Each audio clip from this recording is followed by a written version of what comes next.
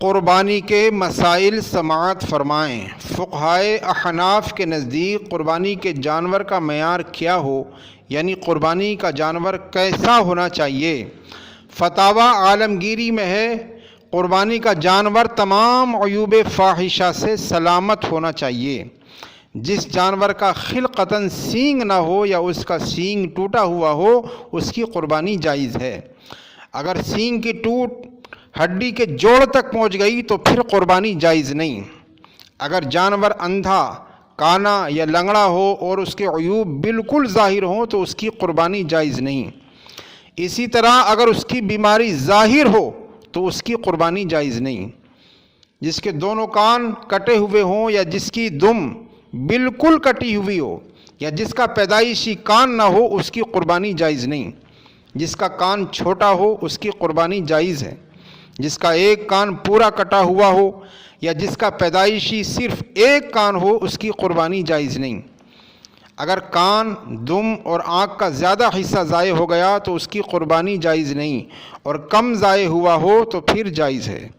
تہائی یا اس سے کم حصہ اگر ضائع ہوا تو جائز ہے، اور تہائی سے زیادہ حصہ ضائع ہو گیا تو ناجائز ہے۔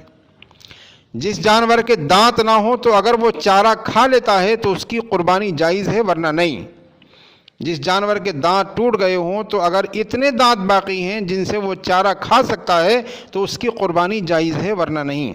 قاضی خان برحاشیہ عالمگیری جلد 3 صفحہ 353۔ جس جانور کی ناک کٹی ہوئی ہو اس کی قربانی جائز نہیں۔ جو جانور بھینگا ہو اس کی قربانی جائز ہے۔ جس کے تھن کاٹ لیے گئے ہوں یا جس کے تھن خشک ہو گئے ہوں یا جو اپنے بچے کو دودھ نہ پلا سکے اس کی قربانی جائز نہیں۔ اگر بکری کی زبان کٹی ہوئی ہو اور وہ چارہ کھا سکتی ہو تو اس کی قربانی جائز ہے، ورنہ نہیں۔ جلالہ یعنی جو جانور لید اور گوبر وغیرہ کھاتا ہو اس کی قربانی جائز نہیں۔ جس جانور کی 4 ٹانگوں میں سے ایک ٹانگ کٹی ہوئی ہو اس کی قربانی جائز نہیں۔ مشائخ نے یہ قاعدہ بیان کیا ہے کہ ہر وہ عیب جو کسی منفعت کو بالکل زائل کر دے یا جمال کو بالکل ضائع کر دے اس کی وجہ سے قربانی جائز نہیں۔ صاحب نصاب نے اس قسم کے عیب والے جانور کو خریدا یا خریدنے کے بعد اس میں ایسا عیب پیدا ہو گیا جس کی وجہ سے قربانی ممنوع ہے تو ہر صورت میں صاحب نصاب کا اس جانور کی قربانی کرنا جائز نہیں، اور جو صاحب نصاب نہ ہو وہ ہر صورت میں اس جانور کی قربانی کر سکتا ہے۔ فتاوی عالمگیری میں ہے خصی جانور کی قربانی افضل ہے کیونکہ اس کا گوشت زیادہ لذیذ ہوتا ہے۔ اس میں مشائخ کا اختلاف ہے کہ اونٹ کا 7واں حصہ افضل ہے یا بکری۔ تحقیق یہ ہے کہ جس کی قیمت زیادہ ہو وہ افضل ہے۔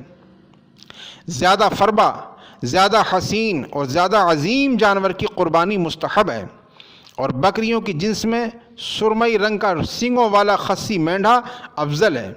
نیز یہ مستحب ہے کہ چھری تیز ہو اور گلے پر چھری پھیرنے کے بعد اتنی دیر انتظار کرنا مستحب ہے جتنی دیر میں اس کے تمام اعضاء ٹھنڈے ہو جائیں اور اس کے تمام جسم سے جان نکل جائے، اور اس کے جسم کے ٹھنڈا ہونے سے پہلے اس کی کھال اتارنا مکروہ ہے۔